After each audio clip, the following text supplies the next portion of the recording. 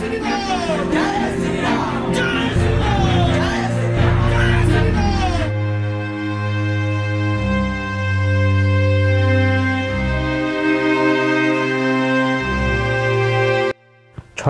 1992 খ্রিস্টাব্দ, সেই দিন যেদিন শুধুমাত্র বাবরি মসজিদ ধ্বংস হয়নি, সাথে সাথে ভারতের সংবিধানের অন্যতম এক কালো দিন।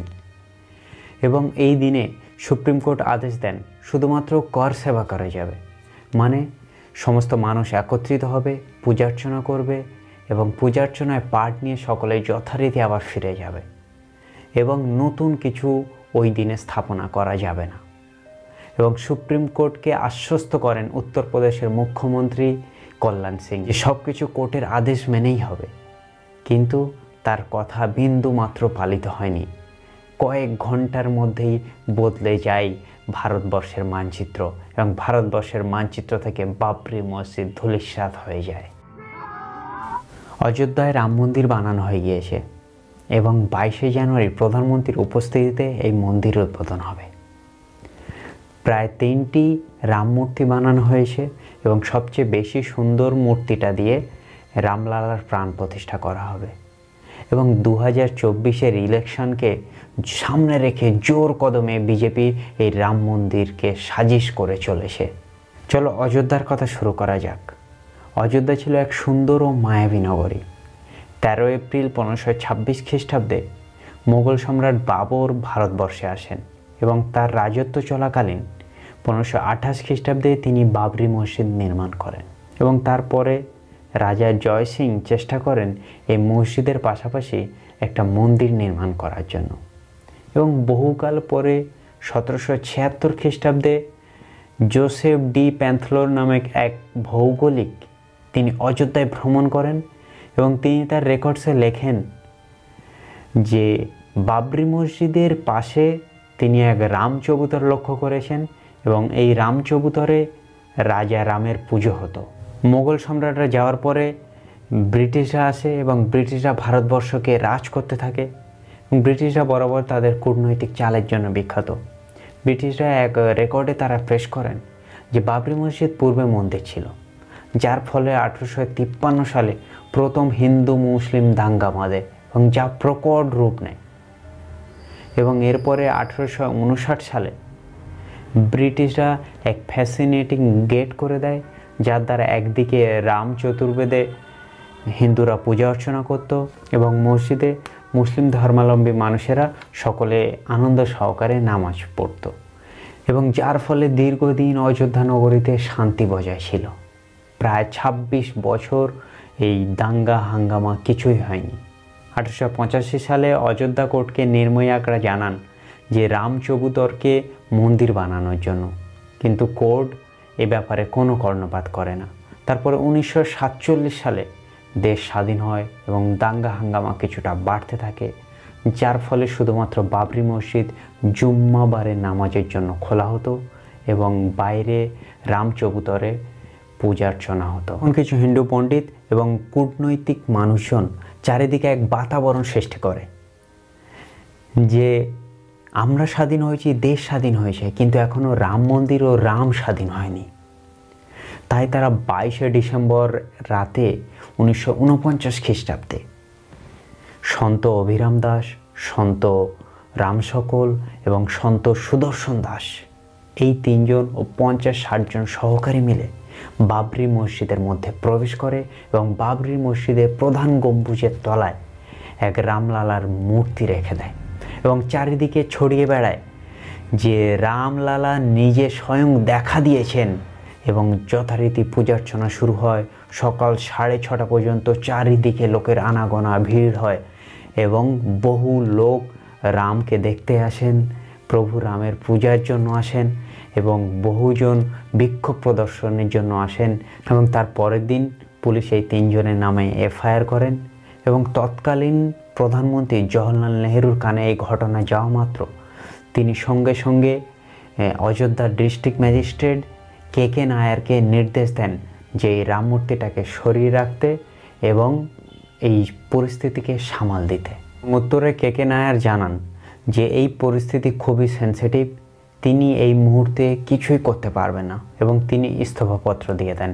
এবং ইস্তফাপত্রের সাথে সাথে তিনি এও সাজেশন দেন প্রধানমন্ত্রীকে যে আপনি চাইলে এই রাম মন্দির ও রাম চৌধুরীর চারিদিকে একটি জালিনামা গেট বসিয়ে দিন এবং এরকম পরিস্থিতিতে যেমনটা আছে, মানে বাবরি মসজিদের মধ্যে যে মূর্তি বসানো আছে সব কিছু এরকমই থাক, আপনি বাইরের চারিদিকে জালিনামা গেট বসিয়ে দিন এবং মামলাটি আদালতের দ্বারস্থ করে দিন। এবং এই সাজেশনটা প্রধানমন্ত্রী নেহরুর ভালো লাগে এবং তিনি তার ইস্তফাপত্রকে ক্যান্সেল করে দেন, যার ফলস্বরূপ বাবরি মসজিদের চারিদিকে একটি জালিনামা গেট বসানো হয় এবং এই জমিটিকে বিবাদীকৃত জমি হিসেবে চিহ্নিত করা হয় এবং এতদিন পর্যন্ত যে জুম্মার নামাজের জন্য এবং বাইরে রাম চৌধুরীর পূজা অর্চনা করা হতো সেগুলো সম্পূর্ণরূপে নিষিদ্ধ হয়। 1959 সালে নির্মোহী আগ্রা ও হিন্দু মহাসভার পক্ষ থেকে কোর্টকে জানানো হয় যেহেতু রামলালা স্বয়ং দেখা দিয়েছেন তাহলে এই জায়গাটিতে রাম মন্দির নির্মাণের জন্য ব্যবহার করতে দেওয়া হোক এবং মুসলিমদের জন্য নিষিদ্ধ করা হোক। এবং তার ঠিক 2 বছর পরে মুসলিম সম্প্রদায়ের সুন্নি ওয়াকফ বোর্ড থেকে কোর্টকে জানানো হয় যে যেহেতু তাদের পূর্বপুরুষ এখানে নামাজ পড়েছেন এবং তারাও জুম্মার নামাজ এখানে আদায় করেছে, তাহলে এই জায়গাটাতে রামের পূজা অর্চনা নিষিদ্ধ হোক এবং এই জায়গাটাতে মুসলিমদের জন্য নামাজ পড়তে দেওয়ার জন্য উন্মুক্ত করে দেওয়া হোক। 20-25 সাল কোর্টে এই কেসগুলি পড়ে থাকে এবং 1980 সালে বিজেপি ক্ষমতায় আসে। বিজেপি ক্ষমতায় আসার পরে হিন্দু সংগঠনগুলি বেশ মাথাচাড়া দিয়ে উঠছিল। বিশ্ব হিন্দু পরিষদ, ভিএইচপি, আরএসএস এবং বজরং প্রমুখ দলগুলি তাদের নিজের শক্তি দেখাতে শুরু করেছিল এবং 1984 সালে বিশ্ব হিন্দু পরিষদ এক ধর্ম সংসদ ডাকেন এবং ধর্ম সংসদে অশোক সিংঘল ঘোষণা করেন যে রাম মন্দির অযোধ্যাতেই হবে এবং রাম মন্দির হওয়ার পূর্বে তারা সীতামারি থেকে অযোধ্যা পর্যন্ত একটি রথযাত্রা করবেন। এবং 1984 সালে ইন্দিরা গান্ধী মারা যায়, যার ফলে এই রথযাত্রা স্থগিত থাকে এবং তারপরে রাজীব গান্ধী প্রধানমন্ত্রী হন এবং রাজীব গান্ধী দেশের সবচেয়ে যুব প্রধানমন্ত্রী। মাত্র 40 বছর বয়সে তিনি বুঝতে পেরেছিলেন যে বিজেপির সাথে এই সমস্ত হিন্দু সংগঠনগুলি যোগ দেবে, যা তার প্রধান মাথা ব্যথার কারণ হয়ে দাঁড়াবে। 1985 সালে মধ্যপ্রদেশের এক বাসিন্দা সাহেবানু ডিভোর্স হওয়ার পরে সুপ্রিম কোর্টের দ্বারস্থ হন এবং সুপ্রিম কোর্টের আদেশ অনুসারে মোহাম্মদ আহমেদ তার স্ত্রীকে মেনটেনেন্স চার্জ দিতে বাধ্য হয় এবং যা ছিল ইসলাম শরিয়াতের খিলাফ, যার ফলে মুসলিম সম্প্রদায়ের লোকজন ক্ষুব্ধ হয়ে যায়। তৎক্ষণাৎ রাজীব গান্ধী সুপ্রিম কোর্টের ডিসিশনকে চেঞ্জ করে দেয়, যার ফলে হিন্দুরা রেগে যায় এবং তোষণের রাজনীতি বলে কটাক্ষ করতে থাকে। 1986 সালে 1 ফেব্রুয়ারি অযোধ্যাতে একটি পিটিশন ফাইল হয় রাম মন্দির খোলার জন্য এবং 1 ঘন্টার মধ্যে রাজীব গান্ধী রাম মন্দিরের দ্বার খুলে দেন, যার ফলে মুসলিমরা নারাজ হয় এবং প্রোটেস্ট করতে থাকে। 1989 সালে 9 নভেম্বর বিশ্ব হিন্দু পরিষদ ভিএইচপি আবার নতুন করে ঘোষণা দেন যে এই বিবাদীকৃত জমিতে রাম মন্দিরের শিলান্যাস করা হবে। মানুষের মনে ভয় সন্ত্রাস হতে থাকে এবং ঠিক এই সময় আবার ইলেকশন ছিল এবং এই রাম মন্দির ইস্যু হিন্দু মুসলিম এগুলো নিয়ে মানুষের মন তখন পরিতৃপ্ত, যার ফলে কংগ্রেস হেরে যায় এবং বিজেপির মাত্র 2টি সিট থেকে 85টি সিট পায়। কেন্দ্রে সরকার গঠিত হয় বিজেপি, ন্যাশনাল ফ্রন্ট এবং লেফট উইংস একত্রিত হয়ে এবং প্রধানমন্ত্রী হন ভিপি সিং। ঠিক এই সময় বিজেপির বড় নেতা লালকৃষ্ণ আদবানি ঘোষণা করেন গুজরাটের সোমনাথ থেকে অযোধ্যা পর্যন্ত এক রথযাত্রা তারা বার করবেন এবং শুরু হবে 22শে সেপ্টেম্বর। 22শে সেপ্টেম্বর যথারীতি গুজরাটের সোমনাথ থেকে এই রথযাত্রা শুরু হয় এবং এই রথযাত্রাতে নরেন্দ্র মোদী, তখন তার বয়স 40 বছর, তিনি যথেষ্ট ভালো ভূমিকা নেভান। সেখানকার সব কিছু প্রস্তুতি কর্ম থেকে শুরু করে রথযাত্রা পৌঁছানোর নির্দেশাবলীতে মোদীর অবদান অনস্বীকার্য। এবং এই রথযাত্রা যখন গুজরাটের সোমনাথ থেকে ধীরে ধীরে এগোচ্ছিল, জায়গায় জায়গায় ফ্যাসাদ, দাঙ্গা, হাঙ্গামার মধ্যে দিয়ে পৌঁছাচ্ছিল। যেখানে পৌঁছাচ্ছে সেখানে মারামারি দাঙ্গা হয়ে যাচ্ছিল। এই ইস্যু দেশের সমস্ত জায়গায় পৌঁছে যায় এবং আহমেদাবাদ, তামিল বিভিন্ন জায়গায় দাঙ্গা মারতে থাকে এবং দেশের বিভিন্ন প্রান্ত থেকে মানুষজন শ্রীরাম লেখা ইট নিয়ে রথযাত্রার সাথে অযোধ্যার উদ্দেশ্যে পাড়ি দেয় এবং এই রথযাত্রা যখন বিহারের সমস্তিপুরে পৌঁছায়, দাঙ্গা হাঙ্গামার দরুন বিহারের মুখ্যমন্ত্রী লালু প্রসাদ যাদব এই লালকৃষ্ণ আদবানিকে গ্রেপ্তার করে নেন এবং তারপরে যথারীতি 30শে অক্টোবর রথযাত্রা অযোধ্যায় পৌঁছায়। কিছু উগ্রপন্থী মসজিদের উপরে চড়াও হয় এবং মসজিদের উপরে গেরুয়া পতাকা রাখতে থাকে, যার ফলে পরিস্থিতি পুরো সামালের বাইরে চলে যায় এবং তৎকালীন সমাজবাদী পার্টির মুখ্যমন্ত্রী মুলায়ম সিংয়ের নির্দেশে এই কর সেবকদের উপরে পুলিশরা গুলি চালায়, যার ফলে পরিস্থিতি আবার নিয়ন্ত্রণে আসে।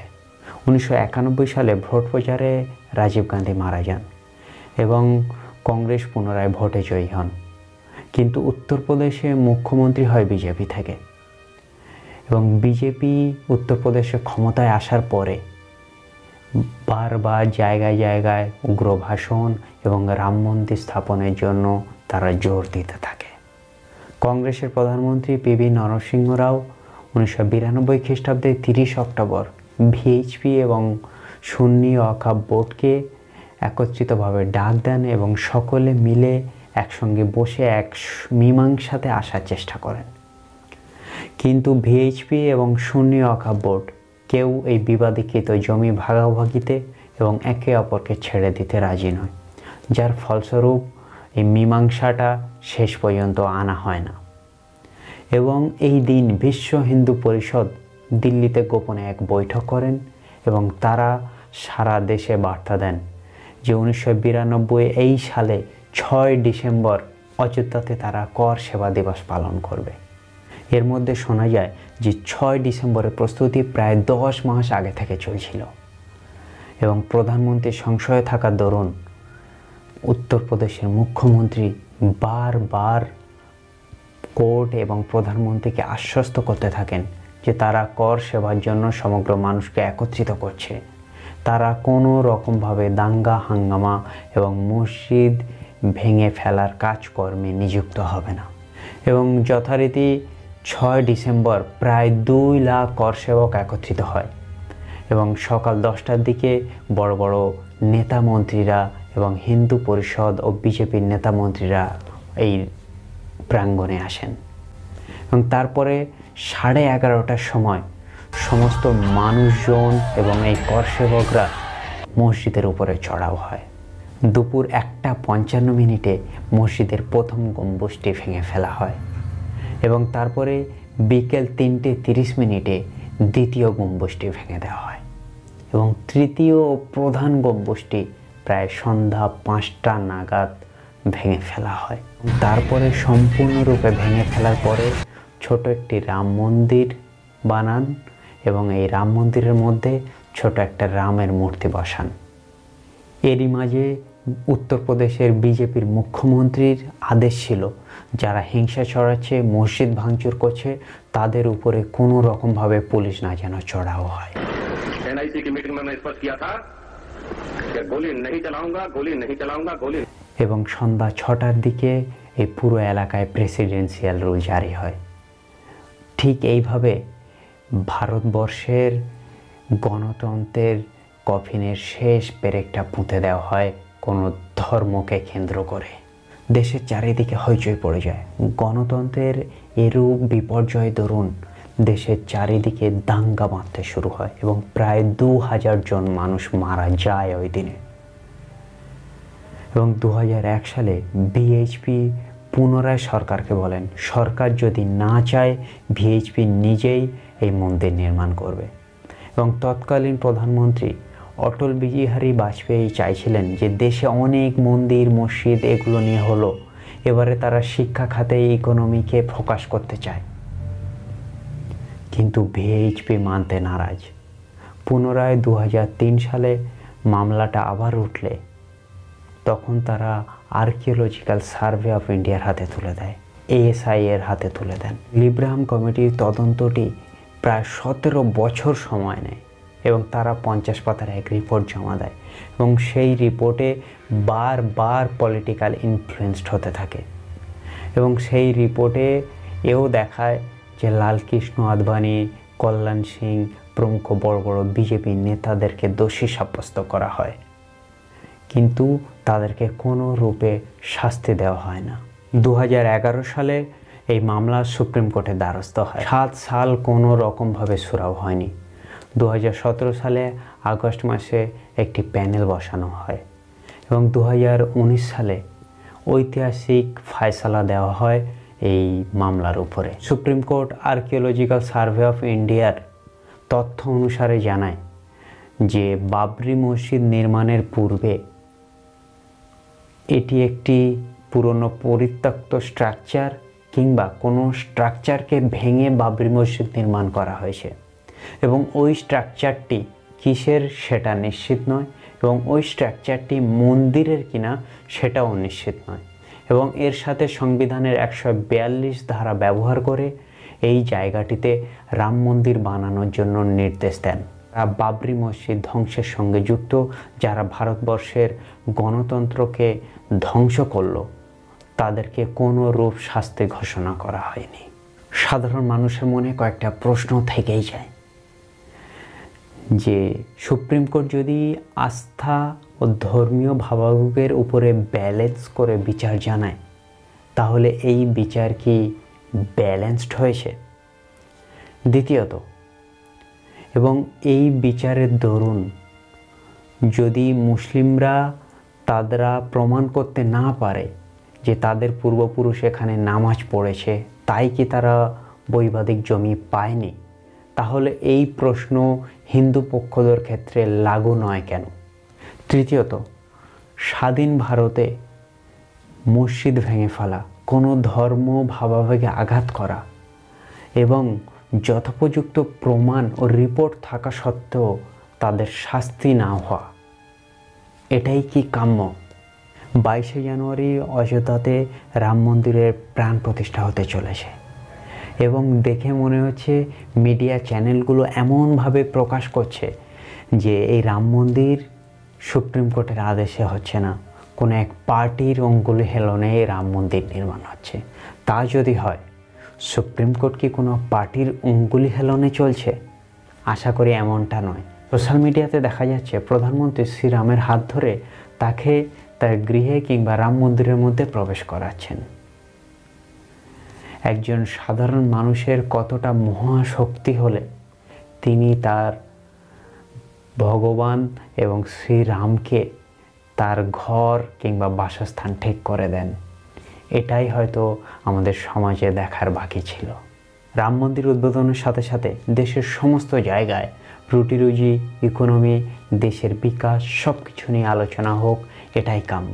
বাবরি মসজিদ যদি শহীদ না হতো তাহলে হয়তো আজকে আমরা একসঙ্গে নামাজ পড়তাম, একসঙ্গে পূজা অর্চনা করতাম। তো সকলে ভালো থাকবেন, সুস্থ থাকবেন আর কেউ হিংসা ছড়াবেন না। ভিডিওটা ভালো লাগলে লাইক করবেন, শেয়ার করবেন, চ্যানেলটা সাবস্ক্রাইব করতে ভুলবেন না। Tata, bye bye, love you all.